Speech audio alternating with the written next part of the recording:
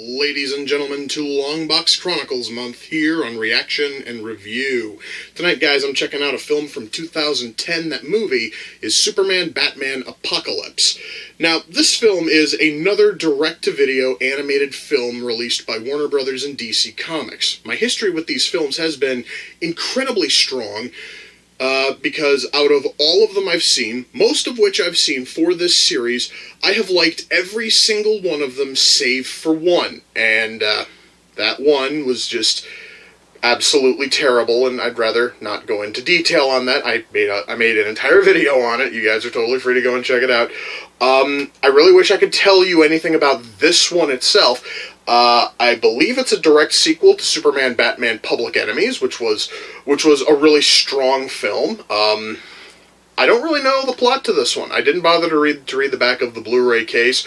Memory is incredibly fuzzy from the old TV ads and shit that they ran back in 2010 when this first came out. I know that the villain is Darkseid, but I know that just simply because Darkseid's on the Blu-ray cover. So, at least I know that we have the best fucking we have the best DC villain ever in this thing, so at least that is a positive, but I'm not sure how they use him. I have no idea, guys, if this thing is going to be any good at all. The only way I'm going to find out is if I shut up and I push play, and I'm going to do that right now. So, without further ado, it's time to kick back, relax, and check out Superman Batman Apocalypse. Alright, I have a bit of a dumb question. Perhaps maybe this would have been answered if I'd actually read the comics this is based on, but is there a reason why Gotham City suddenly has an army of blimps patrolling the city? Because I know that they mentioned it earlier, but they didn't really explain why there's suddenly an army of blimps patrolling Gotham City. It looks sort of cool. I'm just curious as to why, and they apparently are automated blimps. They're fucking like drone blimps. Still, why? And I know, guys, it's stupid, it's trivial, it's pointless. I'm just kind of curious. So, wait a minute, wait a sec. So, Kara's getting, like, master training from Wonder Woman and the other Amazons. And even though, you know, Themyscira does not allow men, just point blank, straight up, men are not allowed there, Superman and Batman are totally allowed to just hang out and watch as she's training. I'm sorry, guys, that just seems a little bit off.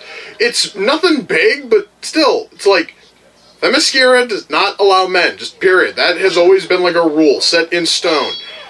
Yet these two dudes are allowed to just hang out. Well, guys, I am able to at least say this much. Darkseid's fucking tanks, I'm talking the tanks that his fucking parademons apparently roll around fucking Apocalypse in, look badass. I actually would kind of like to have one of those and just sort of like tool around Green fucking Bay in it, man. It would just be awesome.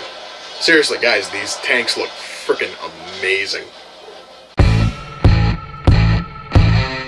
You know, guys, I just want to say this right now.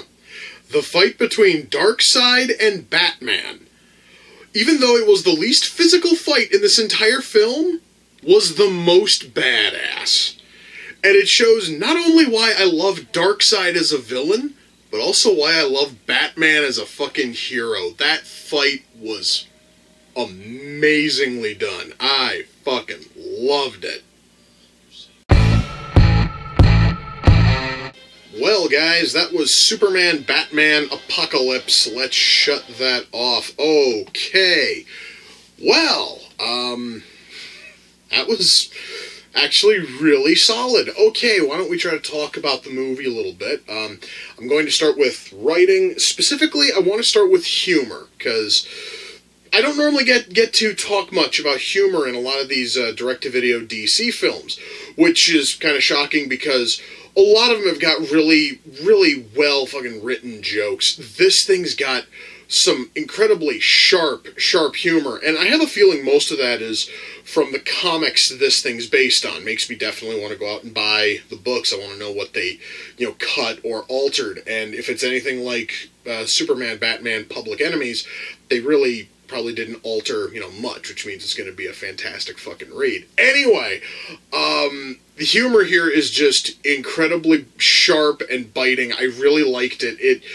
There actually were moments where I had a straight up full fucking blown laugh, and I don't do that too often unless I'm watching really cleverly written comedies. But something which just has humor like peppered in, for that to get me to just straight up just openly laugh, that really does take a lot. And there were a couple of moments here which really did have me laughing a bit because they were just that well, written. Now, beyond the humor, we also have our actual story, which is that Supergirl, Kara, shows up on Earth.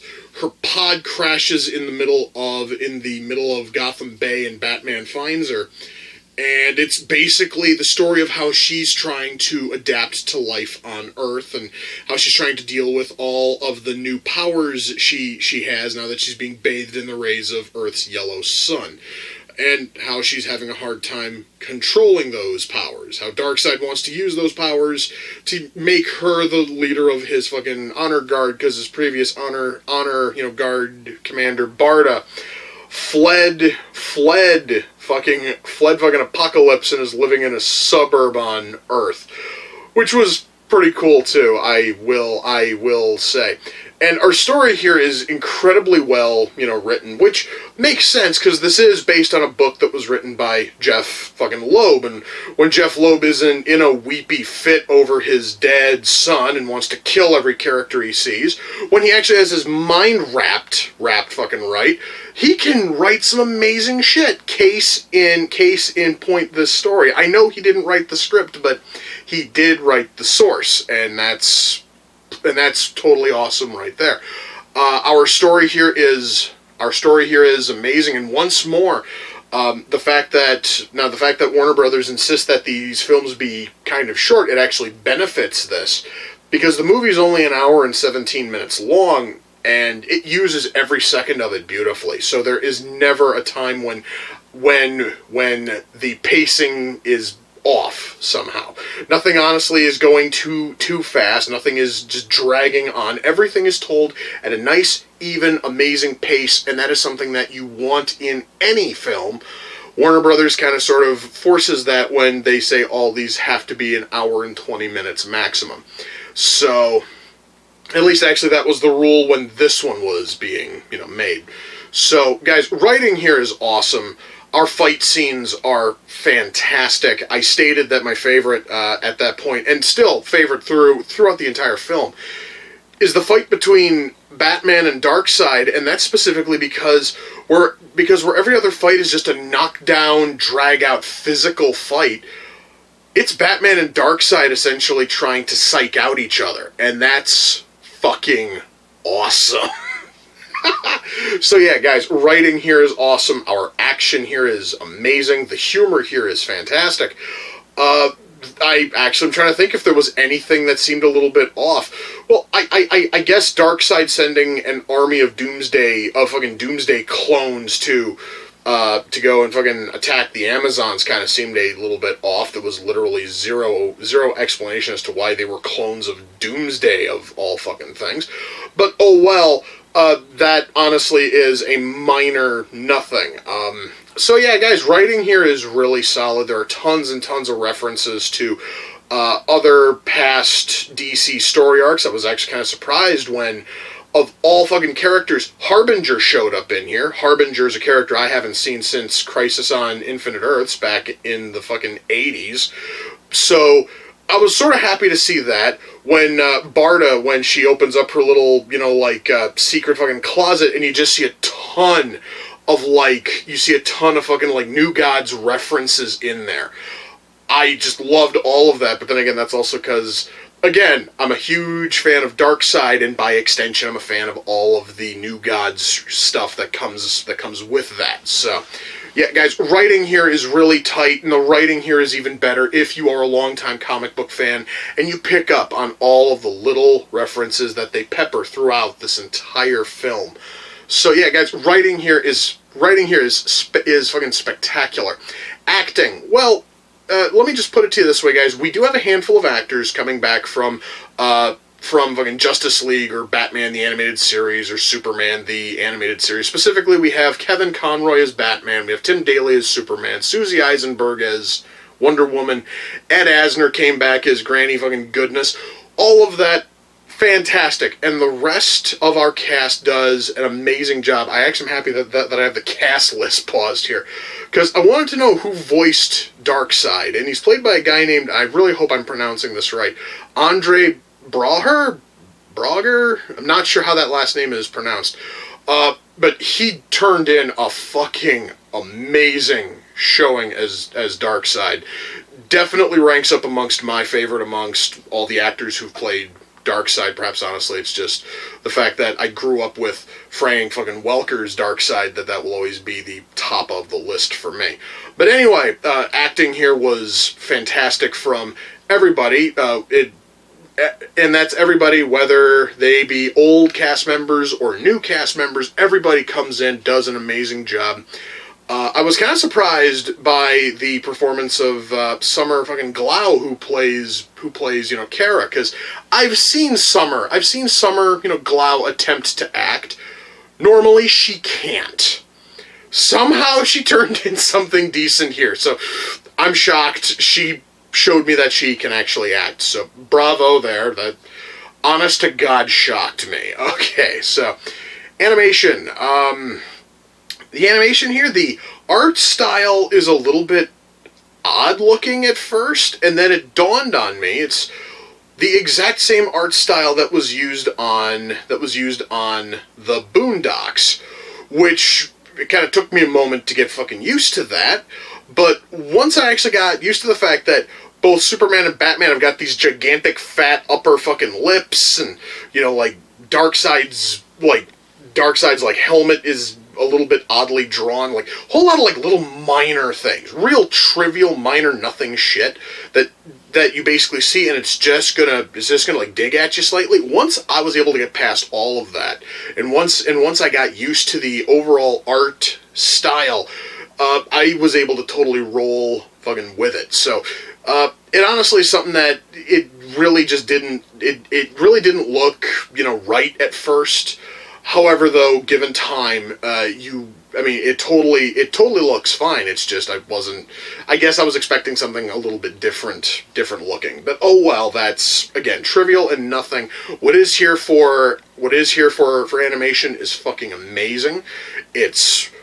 Well, I guess if there's any one problem I could cite, it would have to be mouth movements, because this was also a problem when it came to the Boondocks, is that because they're, I'm going to assume if this was animated by the same studio, they don't do mouth movements well, and it's just essentially generic mouth fucking flaps. And there are a couple of attempts to make it look a bit more natural with lots and lots of mouth fucking movement that makes it look like they might actually be saying the words that are being said.